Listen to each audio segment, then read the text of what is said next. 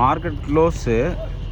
ஆனால் சும்மா ஒரு 2-3 கடை மட்டும் இருக்குது போல். 3:30 மணிக்கு ஓப்பன் பண்ணுறாங்க. என்னென்னா நீங்கள் இந்த மாதிரி இருக்குது பார்த்தீங்களா, இது ஃபுல்லாக இங்கே தங்கியிருக்கவங்க கடை நிறையா வச்சுருக்கவங்க தான். இந்த சைடு ஃபுல்லாமே பார்த்தீங்கன்னா ஹோம் ஸ்டேஸ் இருக்குது. இல்லை நீங்கள் ஃப்ளோட்டிங்லேயே ஹோம் ஸ்டே வேணும்னா இன்னும் உள்ளே போனால் அதுவுமே இருக்குது. எல்லா ஃபெசிலிட்டியும் இருக்குதுன்னு வச்சுக்கோங்களேன். இந்த பாருங்கள், சரக்கு ஏற்ற வந்துட்டாங்க ஃபுல்லாக. இந்த பாருங்கள், தர்பூசணியாக இருக்குது ஃபுல்லாக. இந்த கப்பலில் வந்திருக்கு வந்து இது பண்ணுறாங்க. சூப்பராக இருக்கா. இந்த தர்பூசணி ஃபுல்லாக பயங்கரமாக அடிக்க வச்சுருக்காங்க.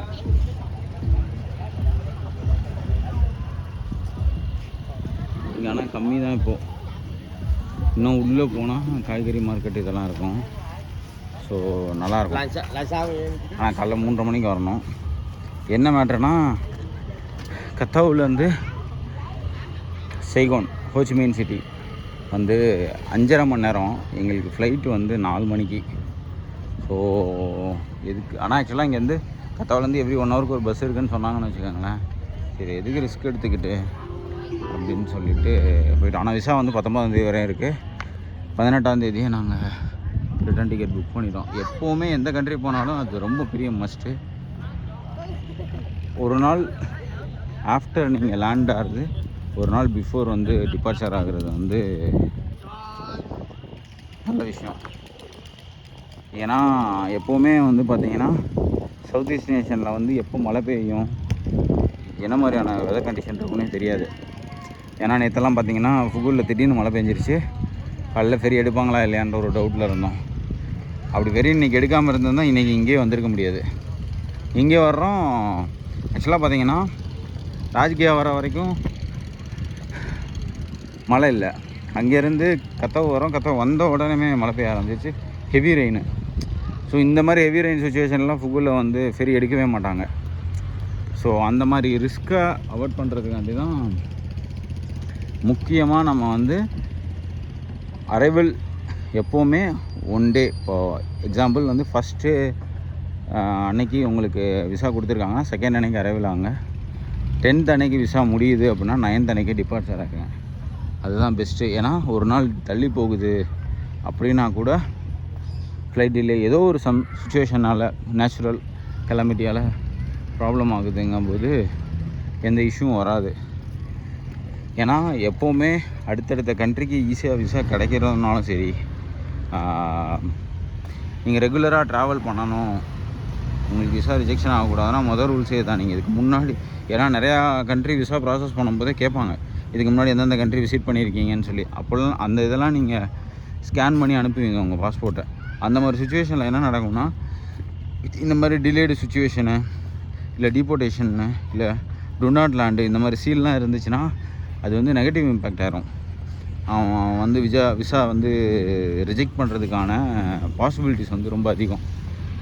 நார்மலாக நமக்கு விசா ரிஜெக்ஷனுக்கு வந்து மணி இல்லை அப்படின்றதெல்லாம் பிரச்சனையே கிடையாது. திரும்ப ஒரு 6 மாதம் கழித்து பண்ணால் ஆட்டோமேட்டிக்காக நமக்கு கிடச்சிரும்னு வச்சுக்கோங்களேன். பட் இந்த மாதிரி சுச்சுவேஷனில் பண்ணும்போது தேவையில்லாத ஒரீஸ் தான் நமக்கு. திரும்ப நம்ம அப்ளை பண்ணுற மாதிரி இருக்கும். ஏன்னா 99% விசா ப்ராசஸ்க்கு தான் நம்ம பணம் கட்டுறோம், விசாவுக்கு பணம் கட்டலை. ஸோ அதனால் நிறைய கண்ட்ரீஸில் என்ன பண்ணுவாங்கன்னா, இப்போ எக்ஸாம்பிளுக்கு ஒரு 5,000க்கு நீங்கள் ஒரு விசா அப்ளை பண்ணுறீங்க அப்படின்னா, விசா உங்களுக்கு கொடுக்கலைனாலும் அந்த 5,000 அவங்க ரிட்டர்ன் பண்ண தேவையில்லை. ஏன்னா அது விசா ப்ராசஸிங் ஃபீ, விசாக்கான ஃபீ கிடையாது. நிறையா இதில் வந்து இதை போட்டிருப்பாங்க, அது நீங்கள் நல்லா ரீட் பண்ணிங்கன்னா தெரியும். விசாவை ப்ராசஸ் பண்ணுறதுக்கு தான் அந்த ஃபீயே வாங்குகிறாங்க. ஸோ அதனால் வந்து விசா ரிஜெக்ஷன்றது நமக்கு வந்து ஃபினான்ஷியல் பர்டன் தான். ஸோ அது நடக்கக்கூடாதுன்னா டாக்குமெண்ட்ஸ் எல்லாமே இது பண்ணிக்கணும். இதில் என்னென்னா, ஒவ்வொரு கண்ட்ரிக்குமே ஒரு ரூல்ஸ் அண்ட் ரெகுலேஷன்ஸ் மாறுங்க. சில கண்ட்ரியில் வந்து டிஜிட்டல் விசா அக்செப்ட் பண்ணுவாங்க, சில கண்ட்ரியில் டிஜிட்டல் விசா அக்செப்ட் பண்ண மாட்டாங்க. சில கண்ட்ரியில் டிஜிட்டல் போர்டிங் பாஸ் அக்செப்ட் பண்ணுவாங்க, சில கண்ட்ரியில் டிஜிட்டல் போர்டிங் பாஸ் அக்செப்ட் பண்ண மாட்டாங்க. விசா அப்ளை பண்ணும்போதும் சரி, போர்டிங் பாஸும் சரி, முடிஞ்ச அளவு தெளிவாக ரீட் பண்ணிக்கோங்க. ரீட் பண்ண முடியலையா, எல்லாத்துலேயும் ஒரு சாஃப்ட் காப்பி வச்சுக்கோங்க, எல்லாத்துலேயும் ஒரு ஹார்ட் காப்பி வச்சுக்கோங்க. இது இன்னும் ஈஸி.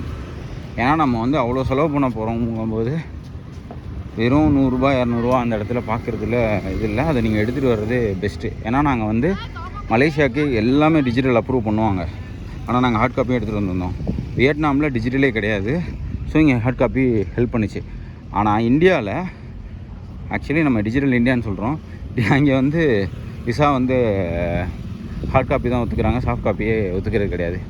ஸோ இந்த மாதிரி போர்டிங் பாஸுமே நமக்கு வந்து ஹார்ட் காப்பி தான், சாஃப்ட் காப்பி கிடையாது. நீங்கள் வந்து போய் பிரிண்ட் எடுக்கிற மாதிரி இருக்கும். இந்த மாதிரி நிறையா குளறுபடிகள் இருக்கும். அதனால் என்னென்னா பெட்டர் நீங்கள் விசா அப்ளை பண்ணும்போது முக்கியமாக என்ன பண்ணணும், விசா ரிஜெக்ஷனை கம்மி பண்ணணுன்னா ஒர்க் பண்ணுறீங்க அப்படின்னா உங்களோட salary slip must, leave letter must. இதை நீங்கள் கொடுத்துட்டிங்கனாலே 99.9% விசா அப்ரூவ் ஆகிடும். அதுக்கப்புறம் தான் உங்கள் பேங்க் பேலன்ஸ் இதெல்லாம் அவன் கேட்க போகிறான். நீங்கள் ஒர்க் பண்ணுறீங்க அப்படின்னா உங்களோட இது. அதே மாதிரி இமிக்ரேஷன்லேயுமே ஒர்க் பண்ணுறீங்க அப்படிங்கும்போது உங்களோட ஐடி கார்டை நீங்கள் எடுத்துகிட்டு போனீங்கனாலும் மேக்ஸிமம் அலோவ் பண்ணிடுவாங்க. பெருசாக கொஷின்ஸ் இருக்காது. So far I know. அதே மாதிரி இங்கே டாக் வச்சுருக்கிறாங்க. இப்போது ஒர்க் பண்ணலை அப்படின்னா ஐடிஆர் மஸ்ட்டு. நீங்கள் வந்து லாஸ்ட் 3 இயர்ஸ் ஐடிஆரை வந்து அவன் கேட்குறானோ இல்லையோ நீங்கள் சப்மிட் பண்ணிங்கன்னா அது ஒரு உங்களுக்கு இன்னும் ஈஸி தான். ஏன்னா அவன் வந்து உங்களோட ஃபினான்ஷியல் ப்ரூஃப் வேணும்னு கேட்டு அதுக்கப்புறம் நீங்கள் திரும்ப ஐடிஆரோ இல்லை பேங்க் ஸ்டேட்மெண்ட்டோ அனுப்பி அதுக்கப்புறம் திரும்ப வர்றது இந்த கொரியர் சார்ஜே வந்து அதிகமாகிடும். விஎஃப்எஸ்லாம் வந்து பார்த்திங்கன்னா மேக்ஸிமம் செலவாகிறதே கொரியர் சார்ஜ் தான் செலவாகுது. மற்றபடி இங்கே பெருசாக ஒன்றும் செலவாகாது. ஆனால் நீங்கள் ஃபஸ்ட்டு டைம் அனுப்பும்போது உங்களோட passport size photo, ITR, confirmation ticket, confirmation stay, அதுக்கப்புறம் இங்கே பாருங்கள் ஜிம் இருக்குது, bank statement last 6 month bank statement. முடிஞ்ச அளவுக்கு நிறையா பேர் இன்னொரு மைனஸ் என்னென்னா இமிக்ரேஷனில் உள்ள ப்ராப்ளமாக சொல்கிறது வந்து ஃபோட்டோ பழைய பாஸ்போர்ட் சைஸ் ஃபோட்டோ கொடுத்துட்றீங்க. கரண்ட் பாஸ்போர்ட் சைஸ் ஃபோட்டோ தான் நம்ம கொடுக்கணும். அப்படின்னா தான் அவன் அந்த நீங்கள் அப்ளை பண்ண இது தான் இங்கே அவனுக்கு டிஸ்பிளே ஆகும். உங்களோட பாஸ்போர்ட்டை என்ட்ரி பண்ணணும். பாஸ்போர்ட்டில் ஒரு ஃபேஸ் இருக்கும், கரண்ட்டில் நம்ம ஒரு ஃபேஸ் கண்டிப்பாக மாறி தான் இருக்கணும். ஏன்னா 10 வருஷத்துக்கு ஒரு தடவை தானே நம்ம பாஸ்போர்ட் ரெனியூவல் பண்ணுறோம். ஸோ இப்போ அதில் வந்து அவன் பார்த்து கேள்வி கேட்டு இருக்கும். இல்லைனா வந்து அங்கே போய் திரும்ப ஒரு ஃபோட்டோ எடுத்து ஒட்டுற மாதிரியான சுச்சுவேஷன்லாம் வந்துடும். ஸோ எதெல்லாம் கரண்ட்டில் இருக்கோ, ஈவன் நீங்கள் வந்து இப்போ இன்வெஸ்ட்மெண்ட் மாதிரி பண்ணுறீங்க அப்படின்னா ஹோல்டிங்ஸ் எவ்வளோ ஹோல்டிங் வச்சுருக்கீங்க, எவ்வளோ நெட்வொர்க் ஆஃப் ஹோல்டிங் வந்து எந்தெந்த கண்ட்ரியில் வச்சுருக்கீங்கன்றதை அனுப்பலாம். ஏன்னா டூரிஸ்ட்டுக்கு அவன் எதிர்பார்க்குறது 2 விஷயந்தான். நம்ம போயிட்டு இங்கே செலவு பண்ணிவிட்டு ரிட்டர்ன் நம்மளால் வர முடியுமான்றது தான்.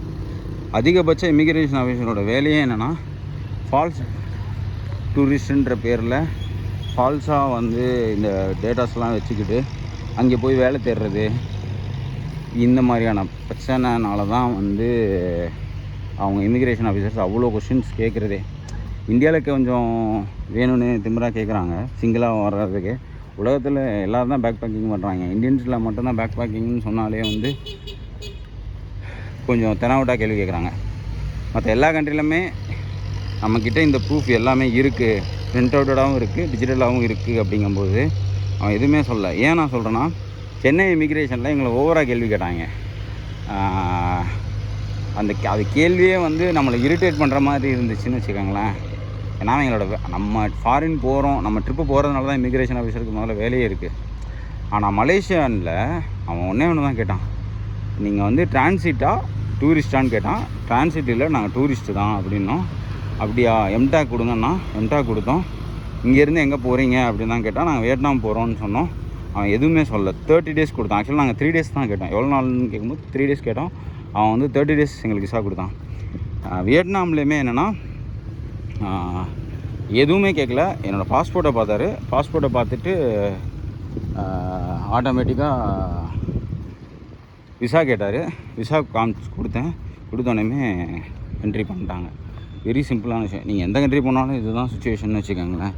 அவங்களுக்கு எப்போ டவுட் வரும் அப்படின்னா உண்மையிலே இவன் வந்து போவானா இல்லையா, திரும்ப ரிட்டர்ன் போவானா இல்லையான்றது தான். எந்த கண்ட்ரி போனாலும் நம்ம ரிட்டர்ன் போயிடுவோம், அப்படிங்கும்போது எந்த பிரச்சனையும் இல்லை.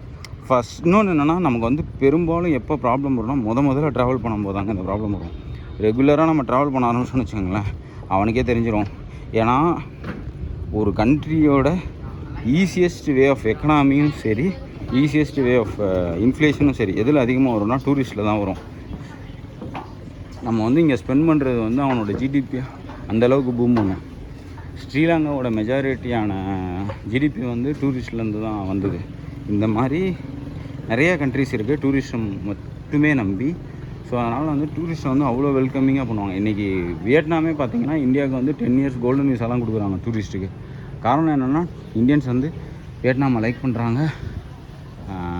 தென் வந்து நம்மளும் வந்து அதிகமாக இங்கே ஸ்பெண்ட் பண்ணுறோம். இந்த மாதிரி புவர் கண்ட்ரியில் ஆக்சுவலி இவங்க புவர் கிடையாது இப்போது. ஆனால் டிவேல்யூஷன், கரன்சி டிவேல்யூஷன் இருக்கிறதுனால நம்ம இதை இன்னும் புவர் கண்ட்ரின்னு சொல்கிறாங்க.